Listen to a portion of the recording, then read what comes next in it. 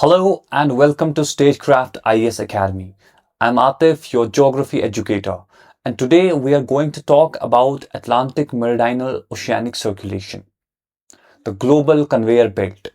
What exactly is it and how it impacts the climate, the weather conditions of certain areas, and what is its role in the circulation in oceans?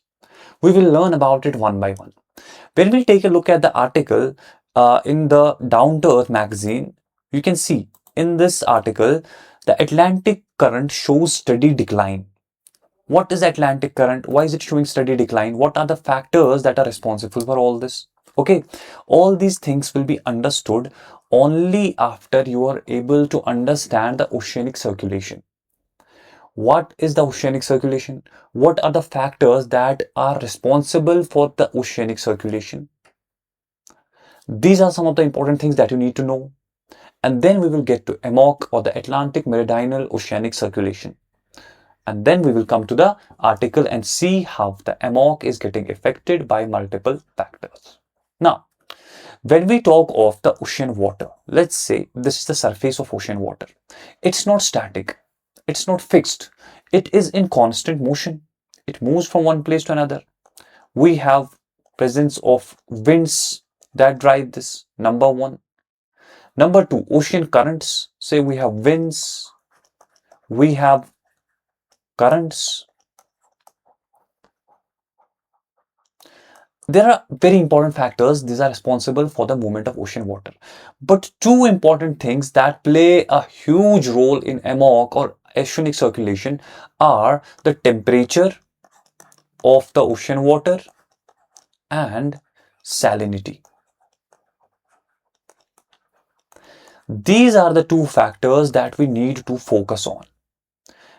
And these two factors, when you understand how the temperature plays its role, how the salinity plays its role, only then you will be able to understand the disruptions in AMOC, the disruptions in the oceanic circulation, and overall impact on the atmosphere. Now, when we talk of the surface of the ocean, we know in the tropics, it's exposed to more insulation as compared to the polar regions. So the tropics are more warm as compared to polar regions, especially the surface layers. What are the other factors that are responsible for the temperature? First of all, as I told you, solar intensity. In the equatorial regions, we have more solar intensity, which heats up the water in the tropics. Around the equator, it's slightly less as compared to tropics. I'll tell you why in a minute. Then we have atmospheric circulation, as I told you. It also transports the water. How? See, when we talk of tropics, let me clear this first. When we talk of tropics, in tropics we have presence of trade winds or easterlies, right? Tropics we have presence of easterlies. Easterlies are the winds that come from eastern direction and move towards west. Let's say this is South American continent and this is Africa. Somewhere here we have the equator. So trade winds are present like this. What will these winds do?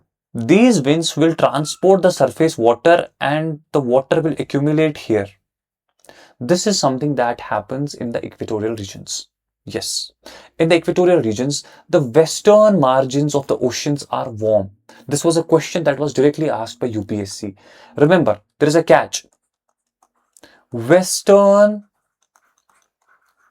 margin of oceans in tropics. But what? Oceans. Oceans, remember this. I'll tell you why I'm telling you repeatedly. Oceans are warm. But there's a twist. If you are asked about western margin of continents in the tropics, then those are the regions that have aridity, that have presence of cold water. This is the western. See, this is east, this is west when we talk of this ocean, right? So western margin of the oceans will have warm water. But at the same time, if this is a continent, this continent will have the vice versa. The western margin of the continent will have cold water. Why? Of the continent, not the ocean. In the tropics, mark these words, in the tropics, the western margins of oceans have warm water. In the tropics, the western margins of continents are arid or dry because of presence of cold water. Number one. Then the third reason responsible for transfer of heat in the oceans is the ocean circulation and current. There are other factors as well that are responsible for transfer of heat, but these are the primary reasons, especially the solar insolation. There is high solar intensity in the tropics as compared to mid-latitudes or poles where there is less solar intensity. We will have presence of cold water in those regions, but in the tropics we have presence of warm waters. Am I clear? Now, let's get back to this diagram. When you take a look at this diagram, you will observe here that the sunlight will not, the solar intensity of the sun will not penetrate deep into the oceans. It will warm up the water up to a certain limit. Let's say this is an ocean. It has a depth up to this point. When the solar intensity will hit the surface, this layer will become warm. The layer underneath will become warm, but not as much as the surface layer. Similarly, a point will reach where the solar intensity will not be able to reach. For example, if it hits this, it might get scattered in different directions. Eventually, it will reach a point where the solar intensity will not pass because it cannot penetrate deep. So the layers underneath will not be impacted by the solar intensity. This property of the oceans leads to formation of different layers when we talk of the vertical distribution of temperature in the oceans. How is the temperature? In the upper layer, we have maximum temperatures. I'm talking of tropics only right now, tropical areas. Remember this. Okay, then we will get to temperate areas and then to polar regions. Maximum temperature, as we start to go down, the temperature will start to decrease, the temperature will start to fall, and eventually after a certain limit there will be constant temperature. There will be no fall at all, nor the rise in temperature nor the fall. So we will have a constant temperature.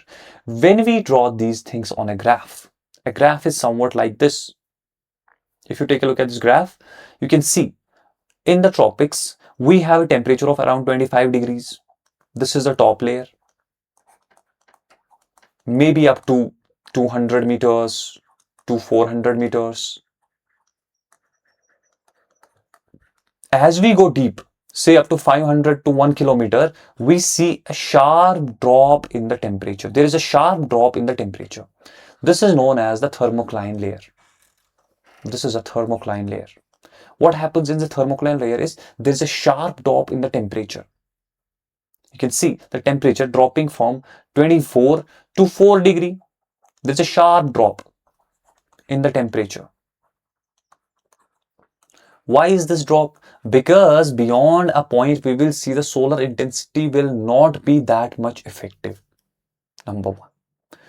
Once we cross this thermocline layer, then you will see the temperature to be very much fixed and no variation. It will probably stay at 4 degrees and will not go below that. Why? Tell me. I would like to know from you guys, if you are good in physics, probably water has a certain specific property. So why the temperature is maintained at 4 degrees as we go deep into the oceans? There is a reason for this. Okay, so talking of the vertical distribution of oceans based on temperature, we have the top layer where the temperature is maximum in the tropics. Then we have the second layer or the thermocline layer where we see a sharp drop in the temperature, and finally the last layer or the water, the deep oceans, where we have a constant temperature around 4 degrees. This is the vertical temperature distribution. Now, if we take a look at the earth, we see as we start to move towards mid latitudes and higher latitudes, the solar intensity is less. The sun is not that predominant. Because of that, we will not see a high temperature either in the top layer or the layers underneath. Because in tropics, we have constant sun that takes the temperature to 25, 26, 27, 28. Right? But as we start to move upwards, the solar intensity decreases. And that is why we don't witness such high temperatures in the higher latitudes.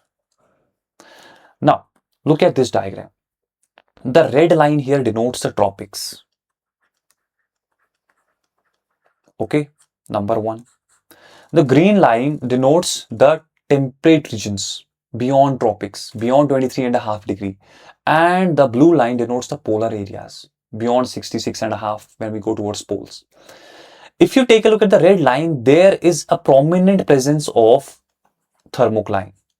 You can see a temperature of 25, 28 degrees, then a sharp decline, as I told you, the thermocline layer, and finally a constant temperature of around 4 degrees, 5 degrees, 3 degrees. It can vary slightly, not that big deal.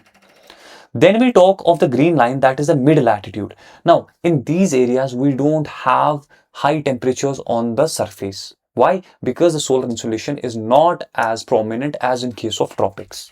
In such cases, we see the temperature falls in the isocline layer, but it is not that sharp because temperature is already at, let's say, 15 degree.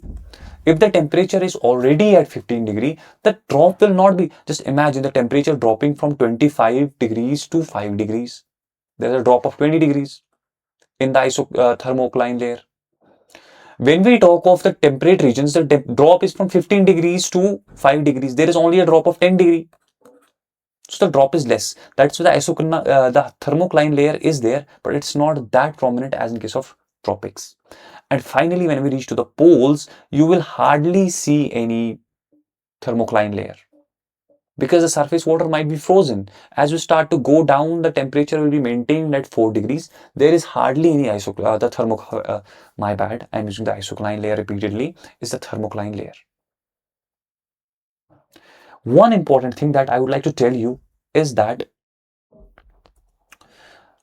horizontal temperature distribution, when we talk of horizontal temperature, this was the vertical distribution of temperature that we just were discussing.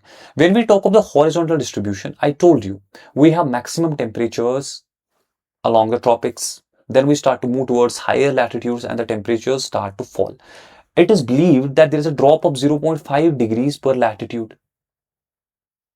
Okay, the horizontal when we talk of the horizontal temperature distribution, what happens is, this is a very interesting thing. Remember, ideally, if this is Earth and this is equator, ideally, equator should have maximum temperature, right? But there is a slight difference in that. There is maximum temperature slightly north and south of equator. That means 5 degrees to 10 degrees north and south of equator, we witness more temperature as compared to equator. Why? Because on equator, there is constant formation of clouds. There is constant rainfall. Because of the constant rainfall, we cannot get high temperatures on the equator as compared to slightly north, 10 degrees north and 10 degrees south, or the tropics. Okay, remember this. If you are asked where is the maximum temperature, where in the oceans will you observe maximum temperature, you have to write tropics. Where exactly? On the equator or slightly north or south? Slightly north and south of the equator.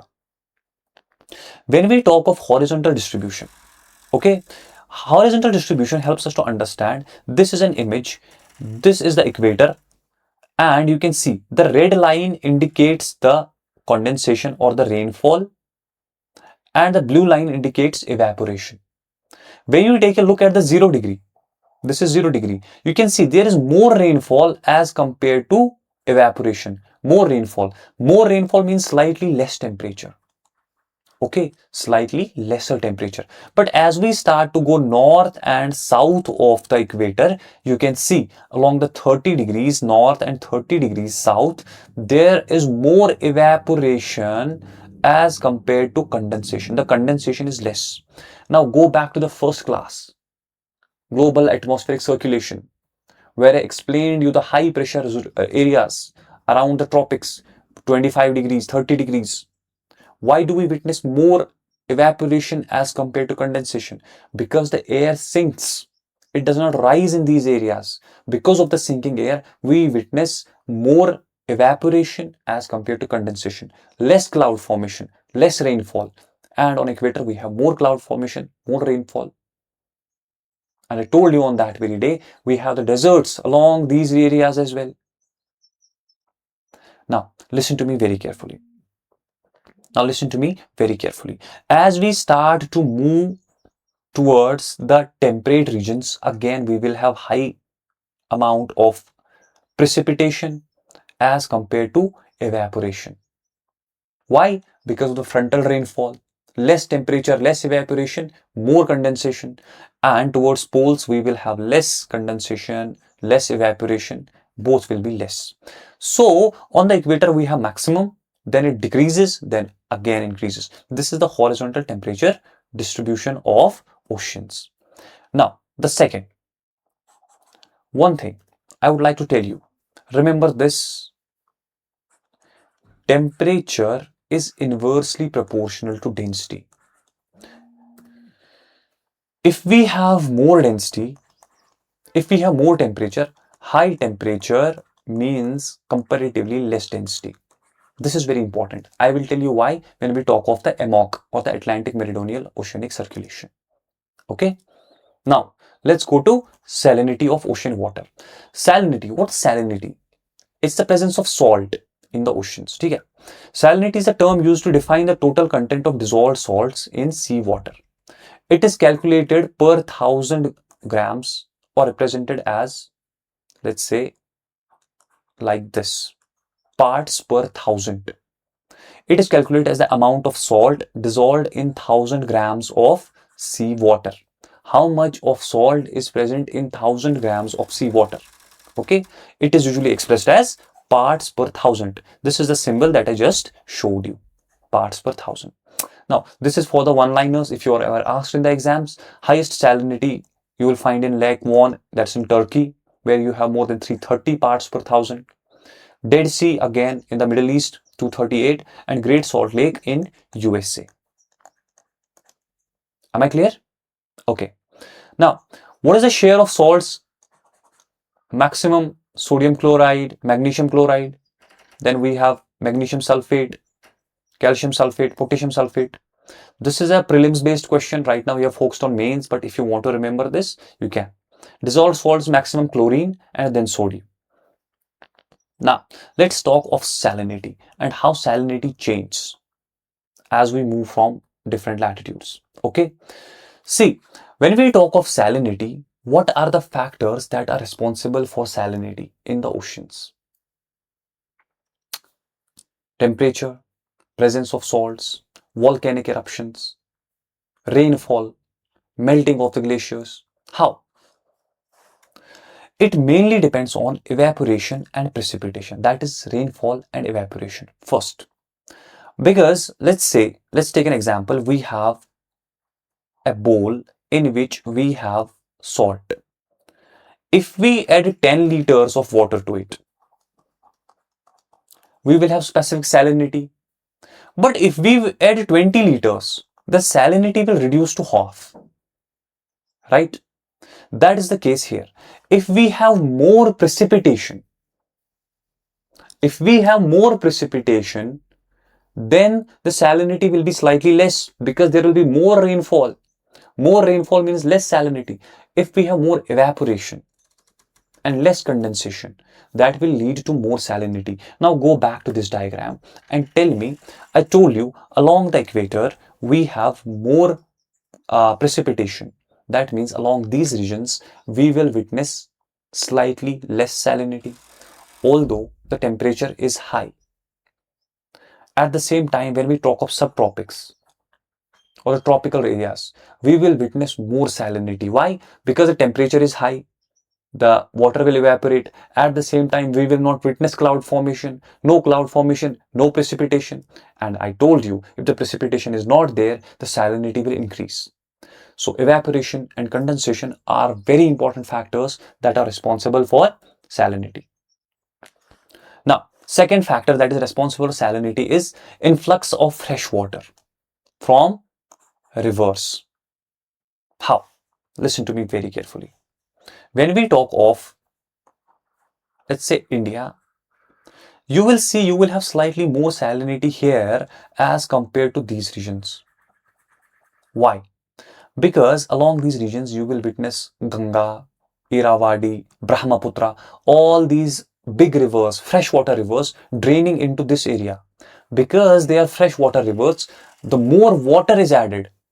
More water added means less salinity. As I gave you the example of a bowl. In the bowl, if you are adding more water, the salinity will decrease. If you're adding less water, the salinity will be high. As you keep on adding the water, the salinity will keep on going down. So that is the case here as well. If freshwater influx is from rivers, as in case of India, along the Bay of Bengal coast, we have big rivers like Ganga, the Irrawaddy, Brahmaputra. They drain into this region, and because of that, the fresh water increases and the salinity is slightly less as compared to other areas. So this is one more example how the salinity gets affected. Again, now this was about the rivers. Now, if we talk of the polar areas, tell me something. If you're talking about the polar areas, what's going to happen in such areas? In these regions, whenever the ice melts, remember this very carefully. This is something that we will need in AMOC. So remember this. Whenever the ice will melt, what's going to happen?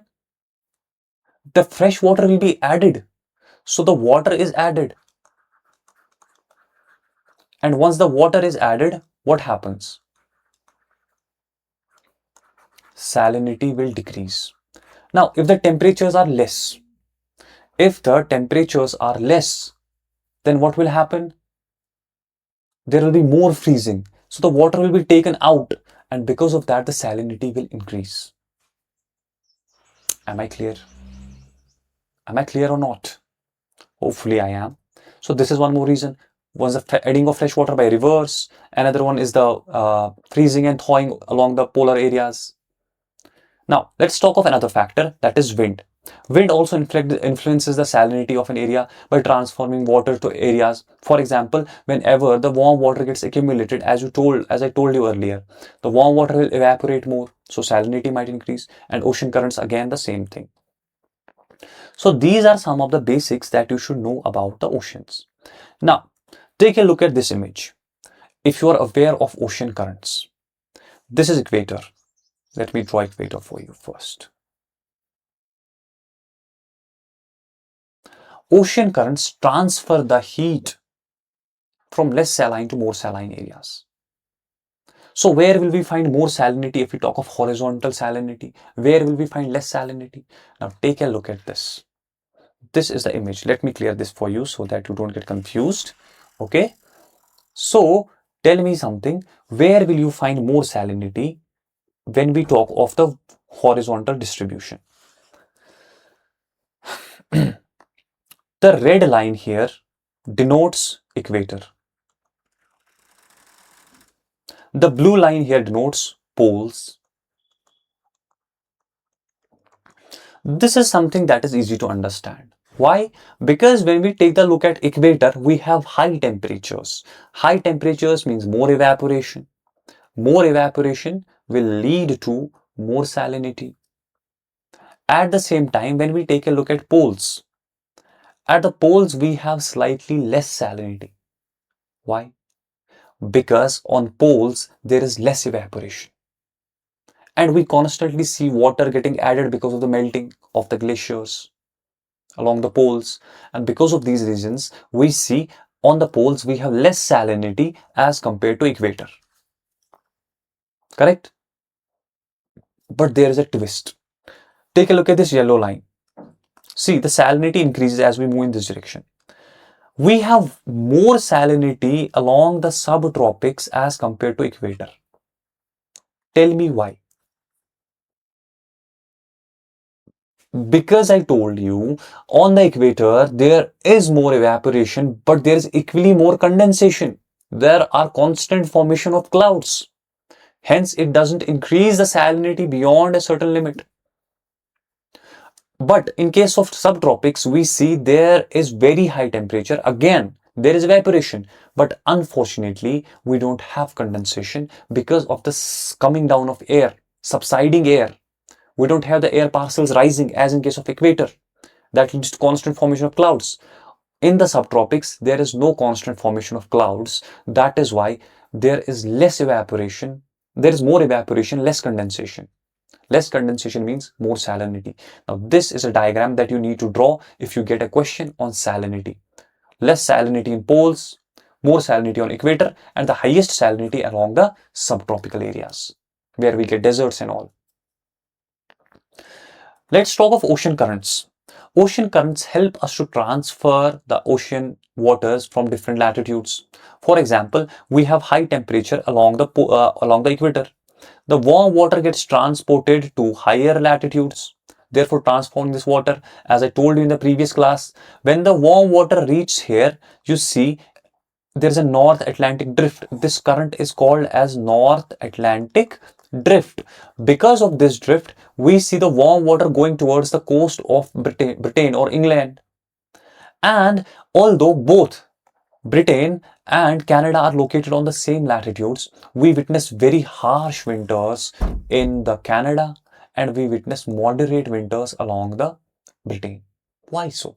Because the warm Gulf Stream takes warm water towards England and this gives a slightly better condition to live.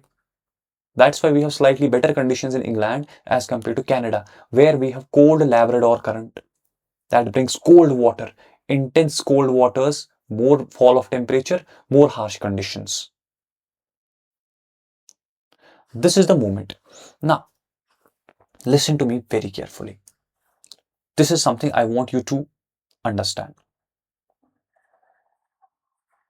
Earth, surface of Earth, equator, and poles. Okay, let's say North Pole. I told you about the movement of ocean water. How does the ocean water move? The Atlantic drift, so on and so forth, other things. When we talk of the Atlantic drift, I told you how the water moves from equator towards poles. I want to ask you something. I told you that temperature is inversely proportional to density. Salinity is directly proportional to density at the same time. Remember these two things. What? Temperature is inversely proportional to density, but salinity is directly proportional to density. That means more salinity, more density. I want to ask you something. Along the equator, we have thermal expansion of water because of high temperatures. So the water will start to move towards poles along the surface. Okay, this is how the water will move along the surface. Number one. Number two, once the water reaches the poles, the water will become cool. Once the water starts to cool down, what's going to happen?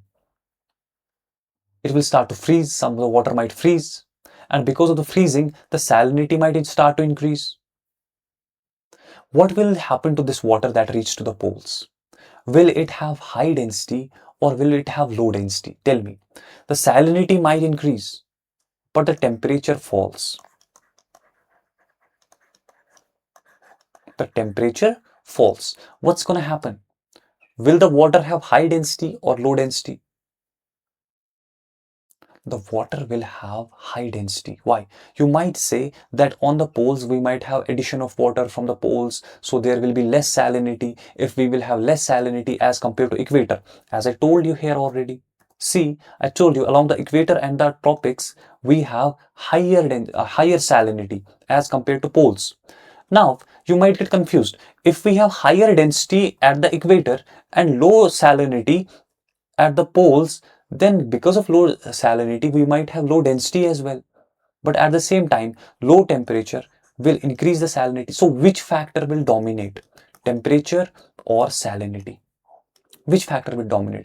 Because as per temperature, we will have low temperature.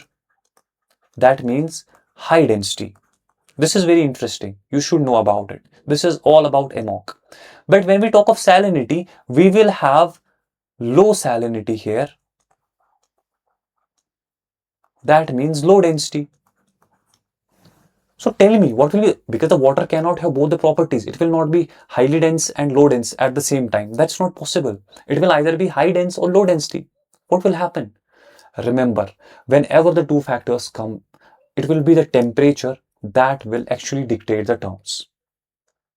It will not be salinity. It will be the temperature. Why?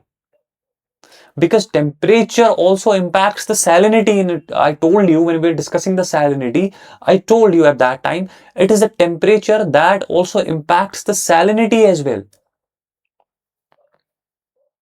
It is not something that only impacts the density, it will in turn impact the salinity. For example, let us say this is a parcel of water. It has particles, salt particles. When the temperature will be increased to this, the salt particles will start to move away in different directions.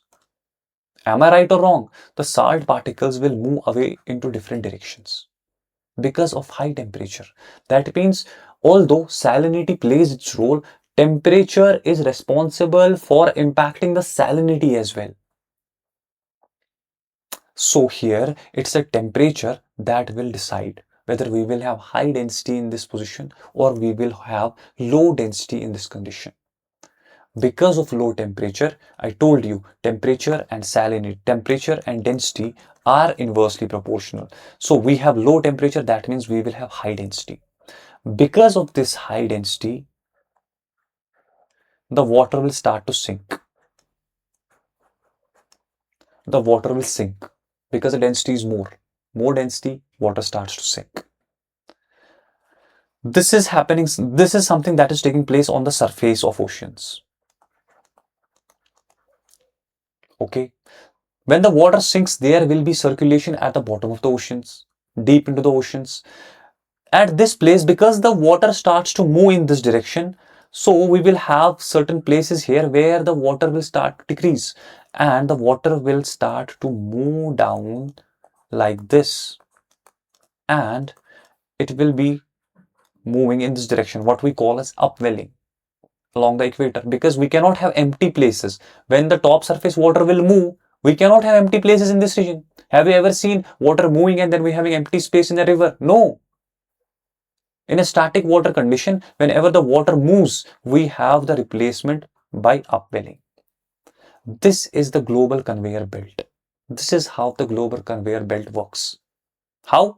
Because of temperature and salinity. Temperature being the main factor. And when this condition takes place in the Atlantic, this is known as AMOC. Come back. Let's come back. Now talking of conveyor belt. Now I will tell you what conveyor belt is. Density differences in ocean water contribute to a global scale circulation system, also called as global conveyor belt. That is what I explained you. Density differences in ocean water. Take a look at this. We have high density, the water starts to sink. Then the water starts to move. This is because of the density differences. Here we have comparatively lower density. Why? Because of high temperature. Low density, the water will start to move. Are you getting my point? Okay. The global conveyor belt circulation is the result of two simultaneous processes.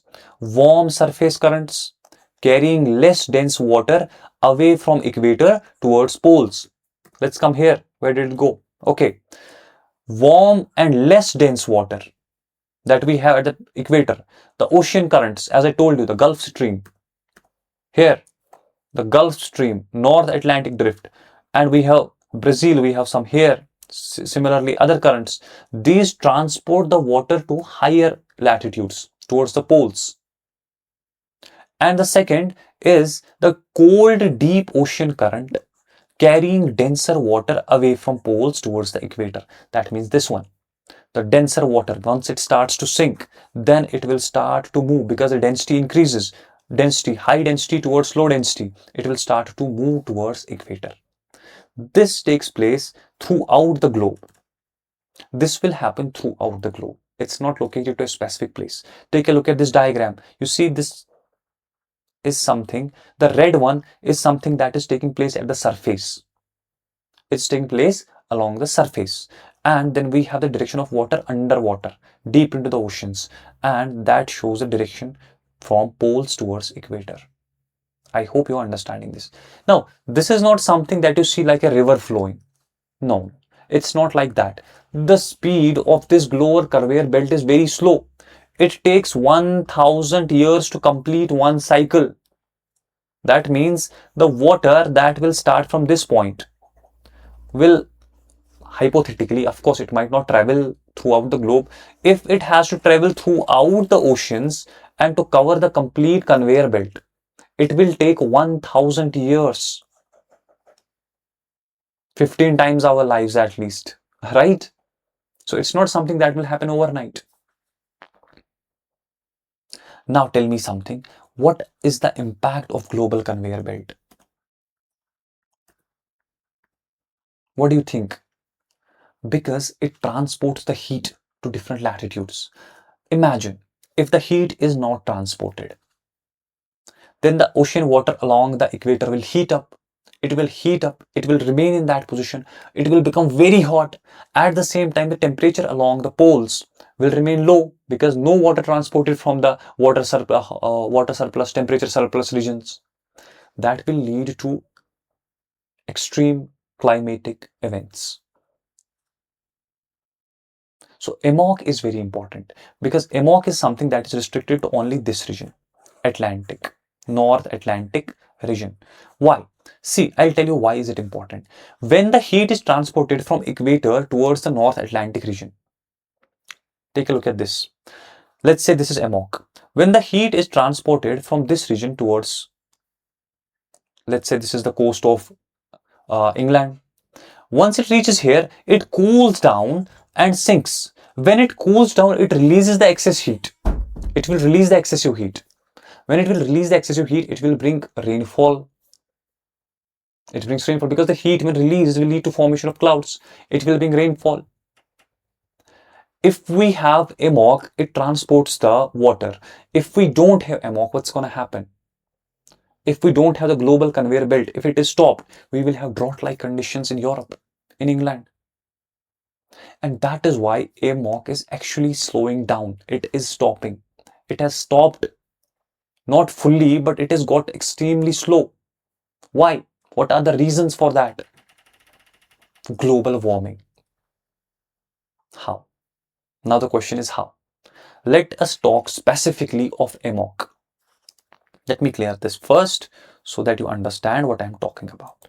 Okay?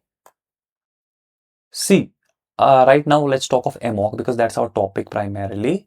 Okay? When we talk of AMOC, what happens is, one second, listen to me very carefully. This is the main thing that you should know. Because of low salinity, we figured out that low temperature, high density, the water sinks and then moves towards equator. And it completes the global conveyor belt or the AMOC, as in case of North Atlantic oceans. Tell me something. Because of global warming, what's going to happen? We're talking of North Pole. We have plenty of ice here, glaciers, right? When the temperature will increase, these will melt. The glaciers will start to melt. When the glaciers will start to melt, it will lead to addition of excessive water to this area. Number one, right? There will be addition of more water. More water means extreme reduction in salinity. Because I told you, as we add more water, first factor that is responsible is addition of water. When the water will get added, it will reduce the salinity. Number one. Number two, because of high temperatures, global warming, the overall temperature in this region, the water will also increase. Temperature of the water will increase. As the temperature of the water will increase, we will see a reduction in salinity, reduction in density. I told you, temperature is inversely proportional to density. As the temperature will increase, the density will reduce. As the salinity will increase, as the freshwater addition will increase, the salinity will reduce. Salinity reduction means again decrease in density. Now imagine, if the density is decreasing this much, what will have the impacts? It will lead to less dense water around this region. What was the primary reason for the water to go down? Because of high density, low temperature, more dense water. Now we have high temperature, less dense water. We have more addition of fresh water, less salinity, again less density. So the density will reduce drastically. Because of reduction in density, we will witness less water going underneath. So the water will stop going down. When the water will stop going down, the entire conveyor belt will stop. Because why is the belt moving? What is the primary reason for the belt to move?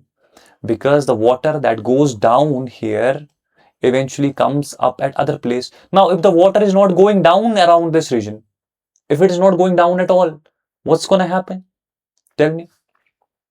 The entire conveyor belt will stop. Entire conveyor belt will stop. Okay, let it stop. Why are we worried? What do you think? Let me tell you why we are worried. Now, this is something that you need to talk, that I was just discussing. Why the AMOC is weakening. Most climates models suggest that AMOC will weaken as greenhouse gas concentration rises and global temperatures increase. Okay, number one.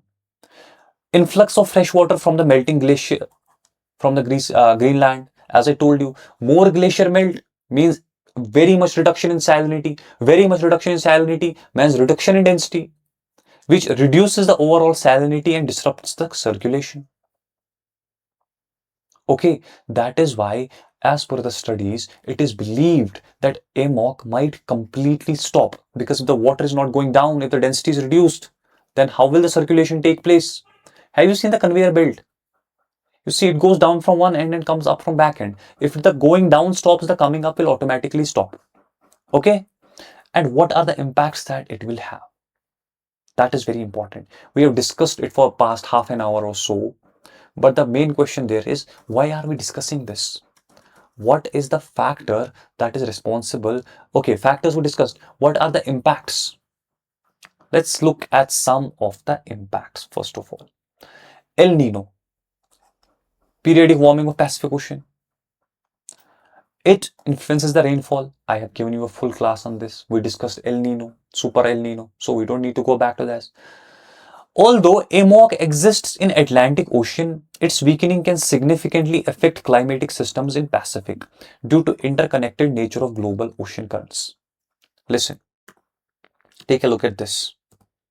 Where did it go? This is where AMOC is, but it is connected with the Pacific from here. So the oceans are connected. If there is disruption at one place, the entire conveyor belt might get affected. See, if we have some problems here, the Pacific might also get impacted. Now, if the AMOC stops, how will it eventually impact? A slowdown in AMOC can trap more heat in the southern hemisphere while cooling parts of the North Pacific. This disrupts the temperature balance and drives El Nino. That means what I want to tell you here is that ideally we have the movement of current water here, then warm water gets accumulated along this region, then we have good rainfall, monsoon. But if the entire process stops, if the AMOC stops, we will not have accumulation of water here. It might get accumulated somewhere in the central Pacific, southern Pacific. That means the condition that gives rise to El Nino. Usually we see El Nino maybe once in 7 years or 5 years, but right now you can see more frequent El Nino and La Nina impacts. In fact, you are seeing Super El Nino. Why? Because we can see global warming is actually impacting the ocean circulation. Once the ocean circulation is impacted, it causes very significant changes in the entire oceans of the world. If we talk with the context to India, it will result into very bad monsoon due to more frequency of El Nino. That's what the next point is. Studies suggest that weaker AMOC could make El Nino episodes more intense and less predictable. What is the factor that is responsible for the intensity of El Nino? Do you remember the lecture that we took on the Super El Nino? What is the Super El Nino? What is the difference between El Nino and a Super El Nino? It is a difference in the sea surface temperature. Am I right or am I wrong? That means if the sea surface temperature is more than 2 degrees the normal, then we call it a Super El Nino condition. Now, if the heat is completely trapped at a certain place because the ocean circulation is not taking place, The temperatures might go beyond 2 degrees, 3 degrees, 4 degrees, 5 degrees. Then imagine how strong the El Nino will become and how devastating it will be for Indian monsoon, then agriculture, so on and so forth. Tell me, can you imagine this? That's number one. Number two, the frequency will increase. Because of the more warm waters, we can witness a frequency increase in the El Nino. And that's the next point. Strong El Nino events in 2015, 16, and 23, 24 caused major global disruptions, including droughts in America and reduced monsoon in South Asia. It impacts the entire world. That is why the global warming is something that is a very huge problem for us, and we need to address it as soon as possible. Are you getting the point why the ocean circulation is not something that is strictly limited to oceans? It impacts the weather conditions. It impacts the climate. Normally, if you take a look at this ocean circulation from the point of view of a layman, what will you think? If you are asked and you don't know about it, okay, AMOC is becoming slow. It's slowing down. What's going to happen? What will be your answer? If you're asked to write 3 points, what will you write? If AMOC stops or becomes slow, the heat will not be transported to higher latitudes. The ocean density will be impacted. You might write the factors responsible for oceans only, but it's not the oceans. It is the overall climate of the earth that gets impacted. If the ocean belt is not taking place, if the conveyor belt is not taking place, we will witness extreme heat waves in Europe. Why? Because the warm water will start to become here because of less movement. If the surface water stops, it will continue to get heated. It is not going down. That means the water will continue to become hot. It will become so hot that will lead to heat waves in Europe. We are witnessing more and more heat waves in Europe. What is the reason? Have you ever thought why are the heat waves becoming more frequent than ever? What are the reasons for that? It is because of these factors we are seeing these problems. AMOC stopping, overall global conveyor belt becoming weak, slowing down.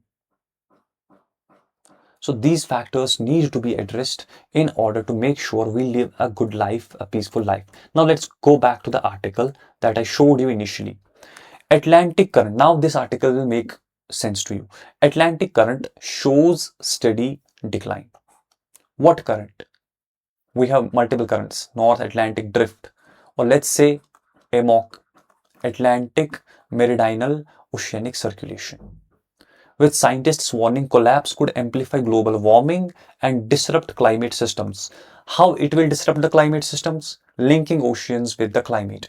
And remember one thing, very important, AMOC is considered as one of the tipping points of Earth. Tipping points of Earth. These are some points. Let me give you a brief idea about the tipping points.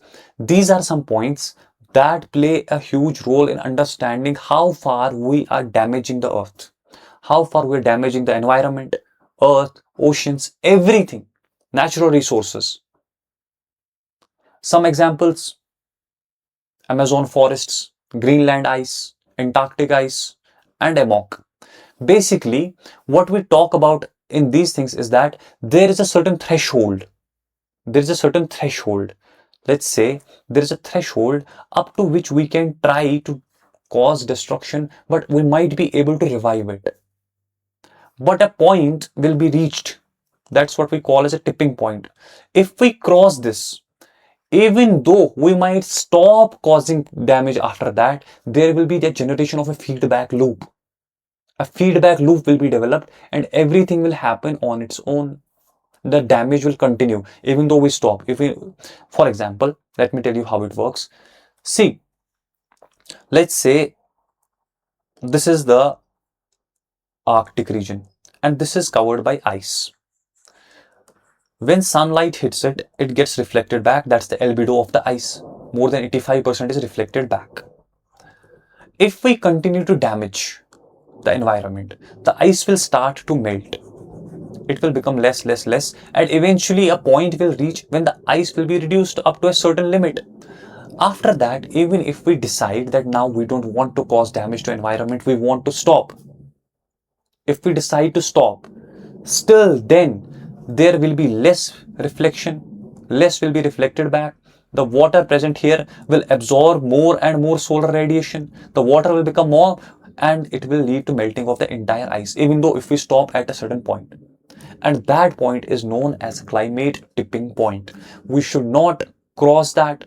If we cross that, then even though we will stop, there will be a generation of a feedback loop. Everything will take care of itself on its own. We will lead to a destruction beyond repair. And AMOC is a part of that. Because once we cross a certain limit and AMOC is impacted up to a certain level, then even though we stop, the AMOC will not be able to revive. It will continue to get disrupted up to a level that it will completely stop and eventually lead to destruction. This is how geography, environment, disaster management, everything is related. We might have one more class of this series regarding the current affairs linking to the static syllabus. I'll come up with one more class maybe, and I hope you got something out of all this and it was not all a waste. Till then, let's see how you have benefited from my classes. Let me know in the comments. See you in the next class. Bye bye.